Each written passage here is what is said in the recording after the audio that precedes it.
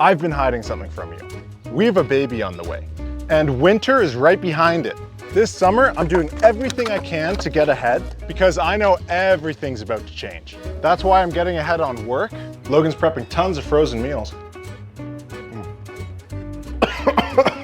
I split a ton of firewood. It was harder to get up here than I thought. I'm doing early maintenance on all essential tools. We're putting the finishing touches on our home. And I'm making sure we have lots of backup fuel, getting anything I need to winterize the animals, and of course, making sure our backup systems are always ready. You may be thinking I'm crazy for getting ready for winter in July, but let me take you through the Homestead mindset of getting ready for a baby, being overly prepared with what we can be. Let's go. Okay, before I show you what's going on inside, I want to show you something else. I've been working on this wood pile for the past couple of weeks and I'm so happy to have it done. I'm actually ahead this year. Normally I do this in September, so now it's actually going to be extra dry. I cut and split everything myself, and most of this wood is from the storm that we had, if you remember, earlier in the spring when we had that intense storm. Yeah, all of this is coming in handy. Because it's not stacked yet, I can't get an accurate reading of how much wood I have here in bush cords, but I really want to know, so I'm going to try something. I'm going to measure the width, the length, and the height, about 7 foot. So if I do a really crude measurement of volume, I'll be able to figure it out. So if I go 11 by 11 by 7, and then I divide that in 2 because of the empty space in the cube, then I get about 420 cubic feet. And a loose cord is 180. So I have about 2.5, just under 2.5 bush cord of wood. That's pretty good. What's crazy is even in our tiny wood stove in the tiny home, we use about bush cord and a half for the whole winter, which is a lot more than I thought because we have such a small space and it's so well insulated. But I always want to make sure I have more. Luckily, we still have a bunch left over from last year, but I'm trying every year to make way more than we actually need so that 4 years down the line, we have a huge stockpile. And my mentality is that this year, I want to have more than enough of everything because I don't want to have to worry about it when we're busy. Logan has also been doing a ton of prep, especially meal prep. She's been making frozen meals for us. Our plan is to have as many meals as possible in the freezer. So right now I am prepping breakfast burritos with the eggs from our chickens. Personally, I'm happy about this because Logan does all of the cooking. I really don't do any cooking ever. What's your plan with the prepping? Like how is this supposed to help us? So I want to have, oh gosh, 9 to 10 weeks. That's a conservative guess of food prepped, so that David doesn't have to do any cooking and he can help me with baby stuff, and then we don't have to think about food. It's also the perfect time for us to be doing meal prep, especially for breakfast, because we have so many eggs from our chickens. I collected 50 eggs today from the last 2 days, so we need to use the eggs, so I'm doing my best to make use of them. Another thing we're trying to get done is finishing the inside of the house. And as you can see behind me, we're working on countertops. We actually have everything cut for these counters here. And I know a lot of you over the years have been like, geez, man, get your act together and finish the inside of the house. So we're on our way. These countertops are just getting oiled right now. That's why they're not here. So stay tuned next week or maybe the week after, and you'll be able to see the end result of us actually finishing off all of our counters. Pretty excited that in just a couple months, I'll be eating that thing. Just kidding, I couldn't wait. We're also moving some things around. Upstairs in our bedroom, we swapped the position of the bed just to try it out. We might get more space. That way I can figure out some clothes storage on this far wall.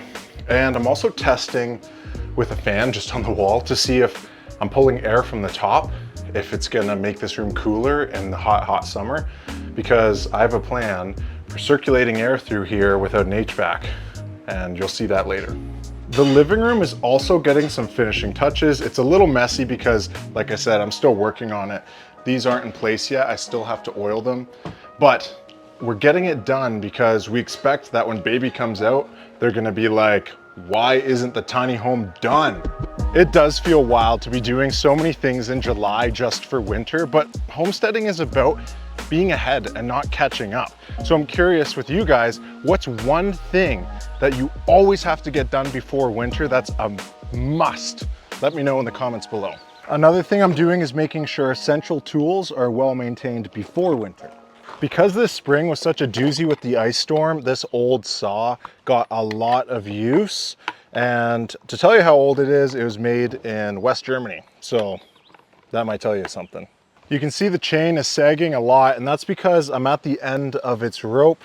I've used it so much and sharpened it so much that I have incredible chain stretch. So I need to replace it, but I ran into a problem. The problem was straightforward, but I learned my lesson. The chain was done. I was in the middle of cutting firewood. I wanted to keep going, so I ran to town to get a new chain. The issue is that the channel that this bar has is an odd number. If you look here, you see 063. That's not a standard number. 0.05 is with most still saws. So I wasn't able to get a chain in town, and I had to borrow one from my father-in-law, which made me learn a valuable lesson of getting something that's standard, that when you need it, you can go replace it easily. So I decided, because the bar is still good, I'm gonna go with that odd size. Until this chain is done, then I'll replace them with a very standard size that I can get easily in the future. I did a ton of maintenance on the Kubota. It's tip-top shape. That's great. I bought lots of gas and oils because having a reserve of fuel is really important. You can see it's very windy right now. We're about to get a severe thunderstorm tonight, so I expect we'll be out of power again. We'll need the saws again. We're far ahead of winter, but by having these things, I'm prepared. And speaking of extra fuels, literally 5 minutes before I started recording this video today, we ran out of propane on our 100-pounder. This is what gets us through our stovetop cooking and all of our hot water. And I really do need 2 of these 100-pounders, but I have lots of the 20-pounders. And you're probably like, why are you doing that? I have a cord that's way too short for the propane, so I'm just stacking it for now. But as I said, I have lots of 20-pounders. It's really important to have backup propane supply. It'll do this for us. It'll do our barbecue if we need to, and it'll also do our generator. So I'm stocked up, I'm good to go. I just now have to go fill up this 100-pounder. The funniest part is the thing that I would say 90% of you think I should be getting done right now is the siding on the tiny home, because the Tyvek has become the siding and it's so ugly. And I completely agree.